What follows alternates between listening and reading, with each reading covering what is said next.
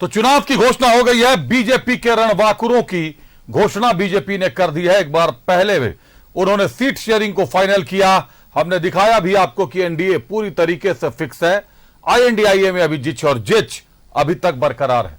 अब देर शाम होते होते भाजपा ने अपने कैंडिडेट्स की सूची भी जारी कर दी है और इस सूची में ज्यादातर 2014 के वो नाम शामिल हैं जिन्होंने रण अपने नाम से किया था। कई नए चेहरे भी शामिल हुए इस बार इस सूची में। देखना दिलचस्प हो जाएगा कि चुनावी नजारा क्या गुल खिलाता। आपको पहले दिखाते हैं कि आज की सूची में किनका किनका नाम है। लिस्ट दिखाइए एक बार।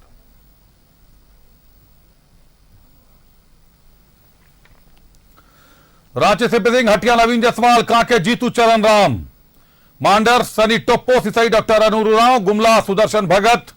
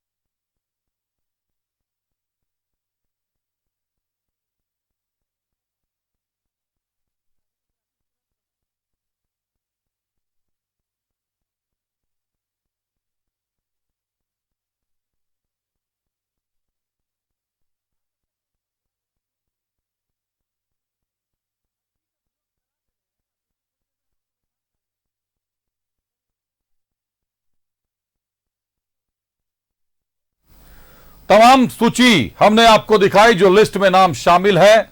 काफी तेजी से नाम निकल रहे होंगे। थोड़ी देर में हम आपको फिर से एक बार लिस्ट दिखाएंगे कि कहां से किसको टिकट मिला है। बीजेपी किसके ऊपर दांव खेलने जा रही है 2024 का। लेकिन इसके साथ ही साथ आज राहुल गांधी भी झारखंड आते हैं। संविधान सम्मान कार्यक्रम में शामिल होते हैं। क्या कुछ कहा राहुल गांधी ने, क्या कुछ राजनीति गरमाई है, सियासत गरमाई है, एक बार वो भी आपको दिखाते हैं। बात कर रहे थे बीजेपी के रणबांकुरों की जिनके नामों की आज घोषणा की गई है।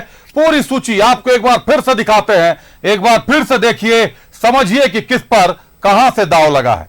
दिखाइए सूची एक बार फिर से। रांची से सीपी सिंह, हटिया से नवीन जायसवाल, कांके से जीतू चरण राम, मांडर से सनी टोप्पो,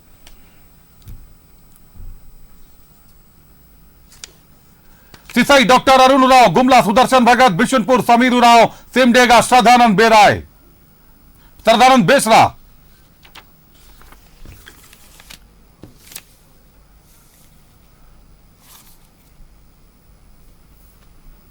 कोलीविरा सुजान जोजो, मनिका हरिकृष्ण सिंह, लातेहार प्रकाश राम, पाकी शशिभूषण मेहता,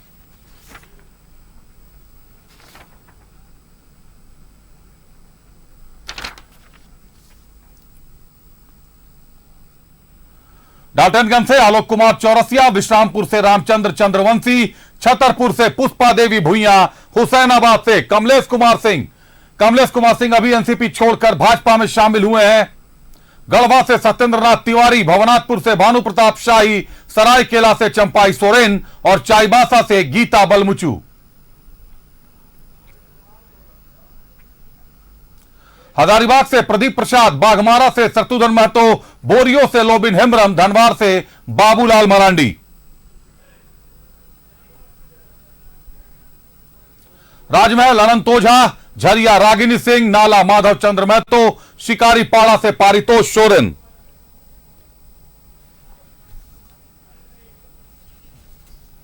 महेशपुर नवनीत हेम्ब्रम, लिट्टीपाड़ा बाबूधन मुर्मू, जामताड़ा सीता सोरेन और दुमका से सुनील सोरेन। सीता सोरेन को जामताड़ा से टिकट दिया है। इरफान अंसारी की सत्ता को उखाड़ने के लिए गुरुजी के घर की बड़ी बहू को चुना गया है। भाजपा ने गुरुजी के घर की बड़ी बहू को चुना है।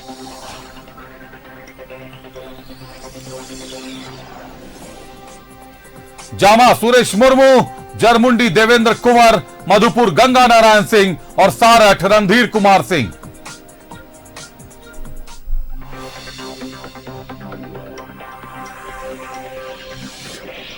देवघर नारायण दास, पोड़ैयाहाट देवेंद्रनाथ सिंह, गोड्डा अमित कुमार मंडल, महगामा अशोक कुमार भगत।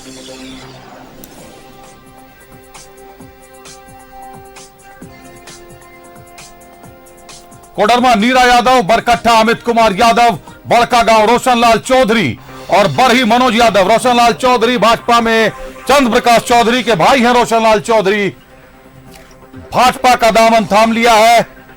सिमरिया से उज्जवल दास, किशुनदास का टिकट कटा उज्जवल दास, बगोदर से नागेंद्र महतो और जमुआ से मंजू देवी। जमुआ से केदार हाजरा ने झामुमो ज्वाइन कर लिया है। मंजू देवी को भाजपा ने अपना उम्मीदवार बनाया है। गांडे से मुनिया देवी और गिरिडीह से निर्भय कुमार शाहवादी भाजपा के टिकट पर चुनाव लड़ेंगे।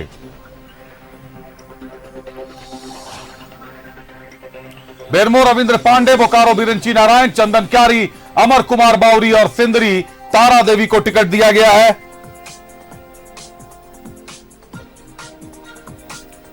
मिर्सा अपर्णा सेन गुप्ता, धनबाद राज सिन्हा, झरिया रागिनी सिंह और बहरा गोड़ा से डॉक्टर दिनेशानंद गोस्वामी को टिकट मिला है। घाटशिला बाबूलाल सोरेन, चंपाई सोरेन के पुत्र हैं बाबूलाल सोरेन। पोटका से मीरा मुंडा, अर्जुन मुंडा की पत्नी। जमशेदपुर पूर्वी से पूर्णिमा दास साहू और मझगांव से बड़कुंवर गगराई।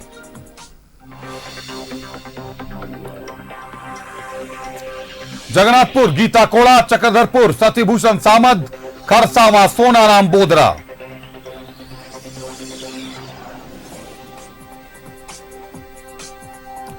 तोरपा कोचे मुंडा, खूंटी नीलकंठ सिंह मुंडा और खिजरी राम कुमार पाहन पर पार्टी ने दांव लगाया है।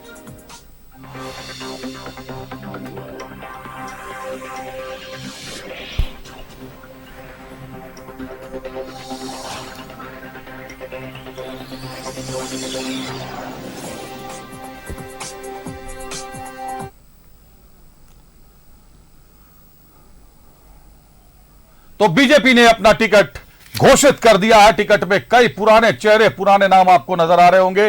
2014 के कई नाम शामिल हैं जिन्होंने रण जीता था। हमारे साथ भाजपा से प्रतुल शाहदेव जी हैं। सीधे प्रतुल शाहदेव जी का रुख करते हैं। एक बार ज्ञान सिन्हा जी भी आए हुए हैं, लेकिन ज्ञान सिन्हा जी थोड़ी प्रतीक्षा करेंगे। स्वागत है ज्ञान सिन्हा जी आपका। प्रतुल शाहदेव जी का पहले स्वागत करते हैं। प्रतुल जी, नामों की घोषणा हो गई। जो तमाम कयास लगाए जा रहे थे उन कयासों को एक विराम दिया गया है। एनडीए काफी एक्टिव दिखाई दे रही है। पहले सीट शेयरिंग को साफ सुथरे तौर पर एक साथ सुदेश महतो के साथ बैठकर जग जाहिर कर दिया गया और अब देर शाम होते होते यह भी घोषित कर दिया गया कि किस टिकट पर कौन उम्मीदवार होगा। कई सीटों को पेच बरकरार मानी जा रही थी, जिस पर अब पूरी तरीके से विराम लग चुका है। देखिए अभिषेक, एनडीए और भाजपा की बात करें तो हम जनता की आकांक्षाओं के अनुरूप चलते हैं और इस बार जनता की आकांक्षा थी जो झारखंड के इतिहास की सबसे करप्ट हेमंत सोरेन गवर्नमेंट रही है उसको उखाड़ फेंकने की। इसलिए हम लोगों ने सीट शेयरिंग की घोषणा की और सीट शेयरिंग की घोषणा में भी पहली बार एनडीए में 4 एलआई पार्टनर शामिल हुए, लोजपा तक को हमने शामिल किया, जदयू भी शामिल हुई, आजसू तो खैर हमारी नैसर्गिक पार्टनर ही है। और हमने जो सीटों का फॉर्मूला तय किया था 68, 10, 2 और 1, उसमें भी हमने गुंजाइश रखी थी कि अगर आवश्यकता पड़े तो उनके पार्टी के कोई प्रबल उम्मीदवार है तो हमारे सिंबल पे लड़ सकते हैं, वो आप देख सकते हैं आज।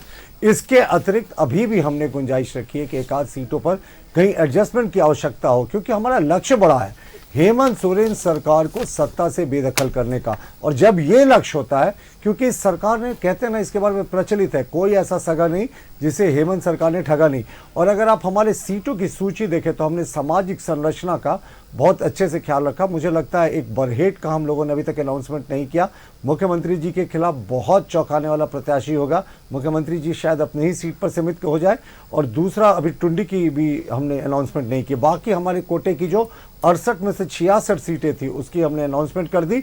ओबीसीज को हमने काफ़ी सीटें दी, मुझे लगता है 20 सीट से भी ज़्यादा, चूंकि बहुत अभी तुरंत लिस्ट आया इसलिए मैं पूरे तरीके से देख नहीं पा रहा हूँ। लगभग 10 महिलाओं को हम लोगों ने टिकट दिया है। और सामाजिक संरचना का अगड़ों का भी हम लोगों ने ख्याल रखा। और एससी और एसटी के जो रिजर्व सीट से उनमें उनका हक होता ही है। तो हम कहें तो बहुत अच्छी लिस्ट है। कार्यकर्ताओं का ध्यान रखा, पुराने चेहरों पे जिन्होंने हमेशा पार्टी का साथ दिया, हमने उन पर भी विश्वास जताया। और उसके अतिरिक्त नए चेहरों को भी, युवा चेहरों को भी हम लोगों ने आजमाया है। तो पूरे तरीके से अनुभव और युवा चेहरों का सामंजस्य है। सभी सामाजिक वर्गों का हम लोगों ने ख्याल रखा है। और मुझे लगता है इससे बेहतर लिस्ट नहीं हो सकती थी। तो भारतीय जनता पार्टी ने तो अपना काम कर दिया, लेकिन देखिए आज इनके जैसे ही गठबंधन की घोषणा हुई तो मनोज झा जी, सांसद, बड़े नेता हैं राजद के, उन्होंने जो मोर्चा खोल दिया और कहा कि साहब हमको कॉन्फिडेंस में नहीं लिया गया, राजद को कॉन्फिडेंस में नहीं लिया गया, हम 17-18 सीटों पर लड़ने को तैयार हैं। और उसके अतिरिक्त जो उनके एक और नेता हैं, बड़े नेता, वो कहे कि हम 22 सिंबल लेकर आए साहब, अगर नहीं मानेंगे तो हम 2200 सिंबल बांट देंगे। तो ये जाहिर तौर पर इनके अभी भी कन्फ्यूजन अलायंस को लेकर, और हमने तो अपने रन बांकुरों की घोषणा कर दी। देखिए सबका लक्ष्य बहुत बड़ा है अभिषेक, 5 वर्षों का कुशासन, जो यहाँ अभ्यर्थियों की मौत हुई, 20-20 उत्पाद सिपाही अभ्यर्थियों की, 25 लाख नौकरियां, बेरोजगारों को छला गया, महिला उत्पीड़न की संख्या रिकॉर्ड पर पहुंच गई। तो सबका लक्ष्य है इस सरकार को नेस्त नाबूद कर देने का, इसको जमीन के भीतर राजनीतिक रूप से इतना नीचे दफन करने का कि दोबारा झारखंड को ऐसी सरकार की त्रासदी झेलने का मौका नहीं मिले। और मुझे लगता है जो हम लोगों ने आज लिस्ट जारी किया है ना, ये लिस्ट भी जन आकांक्षा के बिल्कुल अनुरूप है, सामाजिक संरचना के बिल्कुल अनुरूप है। और सब वर्गों का हम लोगों ने इसमें प्रतिनिधित्व दिया। ये बड़ी बात थी। लोग कह रहे थे कैसा लिस्ट होगा, कैसे, बहुत दिनों से कयासें आ रही थी कि जो हमारे पार्टी में नहीं है उनको टिकट मिल जाएगी, वो इंतजार कर रहे हैं कि पहले लिस्ट आ जाएगा उसके बाद ज्वाइन करेंगे। साहब ये भारतीय जनता पार्टी है, विश्व की सबसे बड़ी पार्टी है। इस तरीके की बातें पर हम ज्यादा जोर नहीं देते। बहुत दिनों से मीडिया में खबरें चली थी, सब पर अटकलों पर विराम लग गया। हमने अपने बहुत सारे पुराने टेस्टेड और जो हमारे लॉयल चेहरे हैं उन पर दांव लगाया और बहुत सारे नए युवा उम्मीदवारों को भी मौका दिया। तो अभिषेक इससे बेहतर लिस्ट हो ही नहीं सकता था भारतीय जनता पार्टी का। हम इस लिस्ट का बहुत स्वागत करते हैं और जनता में भी एक बहुत पॉजिटिव रिस्पांस आया। आप सोशल मीडिया में देखें जो पहले रिएक्शंस आ रहे हैं कि जय भाजपा तय भाजपा और ये सरकार का अंत शुरू हो गया।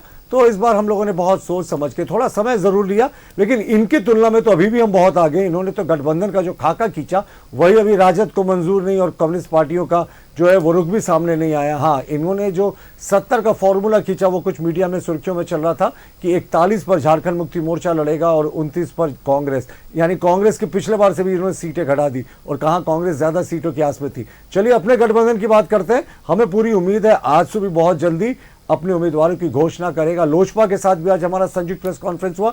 ये तो अभिषेक कह रहे थे कि साहब इन्होंने सिर्फ आजसू के साथ प्रेस कॉन्फ्रेंस किया। साहब इंतजार कीजिए, कल परसों में जदयू के साथ भी प्रेस कॉन्फ्रेंस होगा। एक एक करके हम अपने पत्ते खोल रहे हैं। सब गठबंधन के दल इंटैक्ट है। कल ये प्रश्न उठा कि हमारे जदयू और लोजपा के जो मित्र हैं वो नाराज है। कहां नाराज थे साहब? आज तो संयुक्त प्रेस कॉन्फ्रेंस हुआ। जो झारखंड के प्रभारी सांसद थे और जो प्रदेश अध्यक्ष वीरेंद्र प्रधान जी थे, सब लोग मौजूद थे भारतीय जनता पार्टी का कार्यालय में जो प्रेस कॉन्फ्रेंस हुआ था। तो हमारा गठबंधन पूरे तरीके से इंटैक्ट है। इनके गठबंधन में पता नहीं शायद 150 सीटें भी दे देना अभिषेक तो इनको कम पड़ेगी, क्योंकि ये सत्ता लोलुपता, लूट खसौट, इनका कॉमन मिनिमम प्रोग्राम देखे तो भ्रष्टाचार, खनन घोटाला, ट्रांसफर घोटाला, अवैध घोटाला, यही सब इनका कॉमन मिनिमम प्रोग्राम में, उसी के जरिए ये है। और ये जो सुनामी हम लोगों के पक्ष में चल रही है ना, आज इस सीट के बंटवारे के बाद जो टिकट की घोषणा हुई, मुझे लगता है बहुत ही शानदार टिकट की घोषणा हुई अभिषेक, और हम लोगों ने बढ़त बना ली है, बहुत अच्छी बढ़त बना ली। और जनता भी चाहती है कि भारतीय जनता पार्टी की सरकार बने, एनडीए की सरकार बने और हमारे चारों घटक दल के साथ हम सत्ता में आए। उसी के अनुरूप हम लोगों ने अपना कार्य किया। बिल्कुल प्रतुल जी, तो कहीं ना कहीं प्रतुल जी एक संतुलित सूची बता रहे हैं। महिलाओं की भागीदारी है, युवाओं की भागीदारी है, और कई पुराने नाम जिनका टिकट, ओबीसी की भागीदारी है सबसे ज्यादा। कई पुराने नाम जिनका टिकट 2019 में कटा था, किस कारण से कटा था, पार्टी ने एक बार फिर से भरोसा जताया है उन पर। एक बार रुक करते हमारे सहयोगी राजेश हमारे साथ जुड़े हुए हैं सीधे बीजेपी ऑफिस से। राजेश, पहली सूची जिसको कह लें, भाजपा ने छक्का लगा दिया है, अपनी सूची जारी कर दी है, मैदान में रणबांकुरों का नाम फेंक दिया है, शामिल कर दिया है कि आप देख लीजिए कौन कौन हमारे योद्धा होंगे। योद्धा उतर चुके हैं मैदान में, और आईएनडीआईए की जिच दूसरी तरफ चल रही है। अभी आरजेडी ने अलग मोर्चा खोल रखा है, जेएमएम और कांग्रेस। संभव है कि जेएमएम भी 2 सीटों को अपना नुकसान सहे और कांग्रेस को भी 2 सीटों का नुकसान सहना पड़े। पिछली बार से इस बार 29 सीटों पर कमान संभाले और जेएमएम 41 सीटों पर कमान संभाले। क्या कुछ नजर आ रहा है आगामी चुनाव में? कब तक सूची आ सकती है आईएनडीआईए की?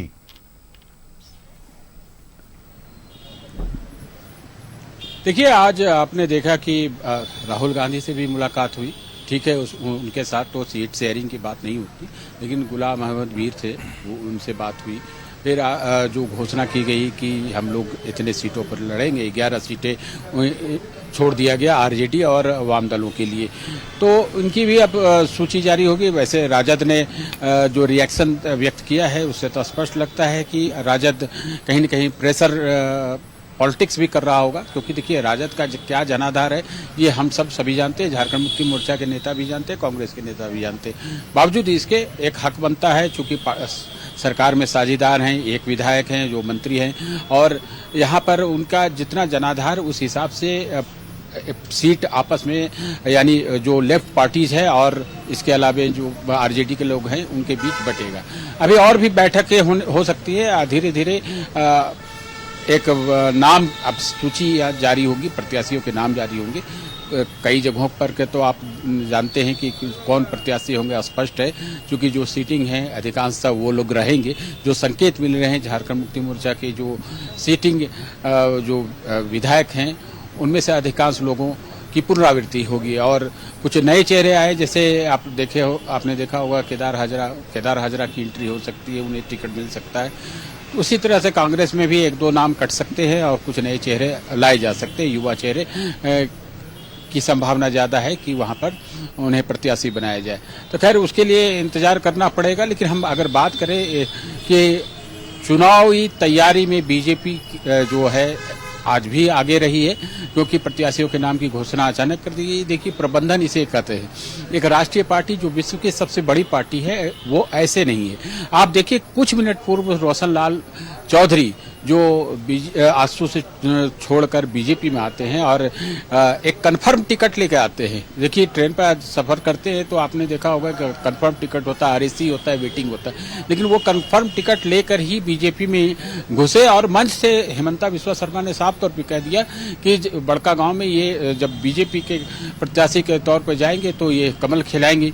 और ये सवाल भी वहां पर उठा कि आपने तो बिना ऑफिशियली घोषणा किए ही ये घोषित कर दिया कि यह सीट जो है बीजेपी की है और रोशन लाल चौधरी जो है प्रत्याशी है। तो जाहिर सी बात है, कुछ मिनट बाद ही पूरी सूची सामने आ जाती है। ये इसे कहते हैं प्रबंध। चूंकि सूची जारी होती है दिल्ली से, केंद्रीय कार्यालय से यह सूची जारी होती है। राष्ट्रीय महामंत्री जो प्रभारी होते हैं, मुख्यालय प्रभारी, उनके हस्ताक्षर से जारी होती है। तो ये सारा बहुत ही सिस्टमेटिक तरीके से सारा कुछ पार्टी के अंदर होता है। आप देखें कि वर्ल्ड कप जिस प्रकार से तैयारी होती है, आपने देखा होगा कि हर 4 साल के बाद तैयारी होती है। उसी तरह से यह मंजर कुछ ऐसा ही होगा जो 5 साल पर ये चुनाव होते हैं और इसकी तैयारी बहुत पहले से होती है। बीजेपी में आपने देखा होगा सीपी सिंह सबसे ज्यादा चर्चा में रहे थे कि इस बार इनका टिकट कटा, ये नहीं लड़ेंगे।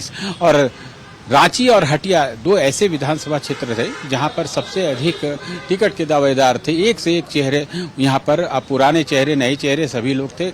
अलग अलग तरीके से सभी अप्रोच भी कर रहे थे कि किस प्रकार से उन्हें टिकट मिल जाए। गणेश परिक्रमा करने की परंपरा तो पहले से रही है, लेकिन जो अपने जो विनिबिलिटी को बताने के लिए कई तरह के क्रम किए जा रहे थे, लेकिन आपने देखा कि बीजेपी ने पुराने चेहरों पर अधिक भरोसा किया है और बहुत ही, हम कहेंगे बीजेपी ने बहुत ही डिफेंसिव खेल खेला है, बहुत अच्छा किया है इस लिहाज से कि जो टेस्टेड है, जो प्रूव्ड है, जो लॉयल है, उनको फिर से मौका दिया है। आप देखिए कि 7वीं बार चुनाव मैदान में सीपी सिंह जाएंगे, 6 बार के विधायक हैं और उनके सब नाम कटने की सबसे अधिक चर्चा थी, तो लेकिन उनका वो फिर से चुनाव लड़ेंगे, प्रत्याशी बनाए गए हैं। आपने देखा कि हटिया विधानसभा क्षेत्र को लेकर क्या हुआ कि वो आ रहे हैं, ये जा रहे हैं, ये यहाँ से वहाँ शिफ्ट हो जाएंगे, इसके पीछे ये कारण है, लेकिन पार्टी ने वही किया जो होना चाहिए था। हटिया से नवीन जायसवाल को ही प्रत्याशी बनाया है। बदले गए हैं समरीलाल के विषय में पहले से ही तय था कि उनके जो कास्ट सर्टिफिकेट है, चूंकि वह सुरक्षित विधानसभा सीट है और वहां पर जो विवाद पिछले दिनों हुआ था और कोर्ट तक मामला चला गया था, इसलिए ये माना जा रहा था कि समरीलाल का टिकट जाना ही जाना है। तो उसके जगह पर बेहतर जो है 2014 में जीतू चरण राम वहाँ से चुने गए थे, एक बार फिर से उन्हें टिकट दिया गया। 2019 में इनका टिकट कट गया था। राम कुमार पाहन लगातार 2014 में विधायक चुने गए थे, 2019 में भी प्रत्याशी बनाए गए थे लेकिन हार गए थे। इस बार फिर से उन्हें टिकट दिया गया है। एक अच्छा चयन इसे कहा जाएगा, पार्टी के बहुत ही लॉयल व्यक्ति रहे हैं। आप देखिए हरिकृष्णा सिंह, जिनका टिकट पिछली बार कट गया था, जो मनिका विधानसभा सीट से थे, उन्हें इस बार फिर से टिकट दिया गया है। आप पुराने लोग जो लोकसभा चुनाव में लड़े हार गए, उन्हें भी राजेश एक सवाल आ रहा है, इस वक्त भी INDIA के गठबंधन की बैठक चल रही है। हमारे सहयोगी राकेश जो है, जो झामुमो बीट कवर करते हैं, राकेश की खबर है कि इस वक्त भी कांग्रेस, झामुमो और राजद की बैठक चल रही है मुख्यमंत्री आवास में। मतलब जिच अभी खत्म नहीं हुई। वहीं अजय लाल हमारे सहयोगी, उनकी रिपोर्ट है कि CPI ने अकेले 30 सीटों पर चुनाव लड़ने का ऐलान कर दिया है। राजेश,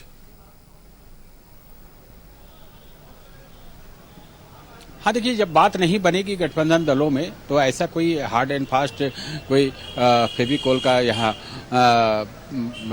लट्ठा नहीं लगा हुआ है कि हम साथ जिएंगे साथ मरेंगे, इस तरह का कोई गठबंधन या शपथ नहीं लिया है इन लोगों ने। अगर बात नहीं बनेगी, आपने देखा होगा कि बीजेपी के साथ आजसू की बात नहीं बनी 2019 में, तो दोनों घटक दल अलग हो गए थे और इसका परिणाम क्या हुआ वो सभी लोग जानते हैं। आज भी इस पर चर्चा हो रही थी कि साथ साथ अगर 2019 में चुनाव लड़े होते तो क्या रिजल्ट होता। उसी तरह से इंडिया अलायंस के तहत जितने भी लोग हैं, इंडिया ब्लॉक के जो घटक दल है झारखंड में, उनके बीच एक सहमति बनाने का प्रयास हो रहा है। लेकिन अगर कोई जीत पर अड़ जाएगा और लगेगा कि ये बेवजह सीट लेकर बर्बाद करेगा तो कोई भी नहीं देगा। बड़ा दल कोई भी नहीं चाहेगा कि वह सीट लूज कर दे। अगर उसके पास ऐसा चेहरा है, ऐसा प्रत्याशी है जो उस सीट को निकाल सकता है, तो इस राजनीति में सत्ता प्राप्त करना ये बड़ा लक्ष्य होता है। और इस लक्ष्य की प्राप्ति के लिए आप देखें कि लोग दूसरे दल से चेहरे ले आते हैं। तो अब बातचीत चल रही है। इंडिया ब्लॉक के जो भी घटक दल है, कांग्रेस है, JMM है और राजद के लोग, ये लोग मिलकर बात कर रहे हैं। लेकिन दिन में आपने देखा कि मनोज झा जो बड़े नेता हैं RJD के, उन्होंने किस प्रकार का रिएक्शन दिया। उससे तो लगा कि साथ बिल्कुल राजेश, जो रिएक्शन दिया उससे ये साफ है कि कहीं ना कहीं RJD का खेमा गरमाया हुआ है। और जो जानकारियां मिल रही है कि 22 सिंबल देकर लालू प्रसाद यादव ने भेजा है, अपने विशेष जो उनके करीबी नेता है उनको भेजा है 22 सिंबल के साथ, जो बैग में पैक है 22 के 22 सिंबल।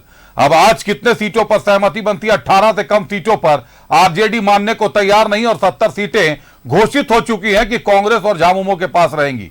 अब इसके बाद तो CPI के लिए वैसे भी कुछ नहीं बचता है अकेले चुनाव लड़ने के सिवाय। लेकिन जनता को क्या जवाब दीजिएगा, जिसके साथ विनोद सिंह साहब विधायक हैं बगोदर से, हर जगह नजर आते हैं विनोद सिंह साहब, हर दुख सुख में खड़े दिखाई देते हैं। अब आज जनता किसके भरोसे रहेगी जब आखिरी समय में चुनाव का वक्त है और ऐसे समय में पार्टी धीरे धीरे जो गठबंधन है वो गांठें खुलती हुई नजर आ रही हैं, दरार साफ नजर आने लगे हैं। बहुत धन्यवाद राजेश हमारे साथ जुड़ने के लिए, तमाम जानकारियों के लिए आपका।